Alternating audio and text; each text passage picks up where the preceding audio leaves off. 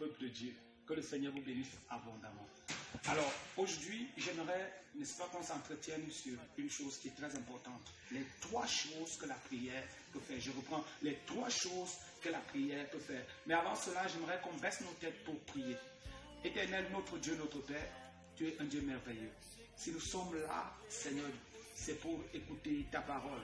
Je prie afin que tu touches les âmes, que tu transformes les âmes, que tu changes les âmes. Redonne la force à quelqu'un qui était déjà désespéré.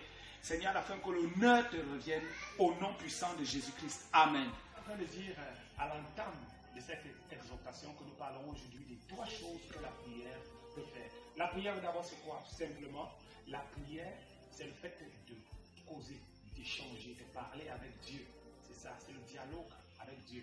La prière aussi, c'est l'action d'expirer nos problèmes et d'inspirer la solution qui vient du trône de la grâce. Alors quand nous arrivons devant le trône de la grâce, nous rejetons nos problèmes et nous prenons la solution que le Seigneur nous donne.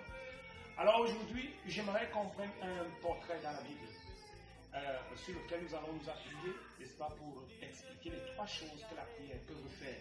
Dans Marc chapitre 10, du verset 46 au verset 52, je vais lire à partir d'ici.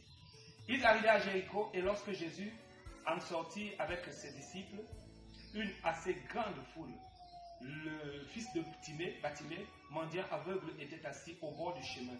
Il entendit que c'était Jésus de Nazareth et il se mit à crier, « Fils de David, Jésus, aie pitié de moi. » Et plusieurs le reprenaient pour le faire taire, mais il criait beaucoup plus fort, « Fils de David, aie pitié de moi. » Jésus s'arrêta et dit, « Appelez-le. » Ils appelèrent l'aveugle en lui disant, « Prends courage, lève-toi et t'appelle. » L'aveugle jeta son manteau et se leva d'un bond, vint vers Jésus. Jésus prenant la parole lui dit, « Que veux-tu que je fasse?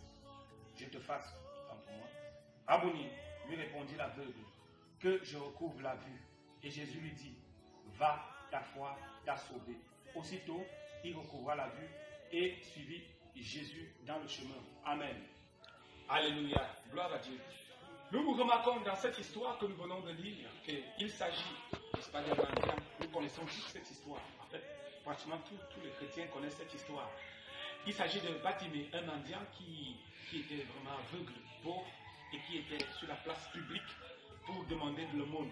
Il a entendu un jour que Jésus passait par là et il s'est levé. La Bible nous dit que la première chose qu'il a faite,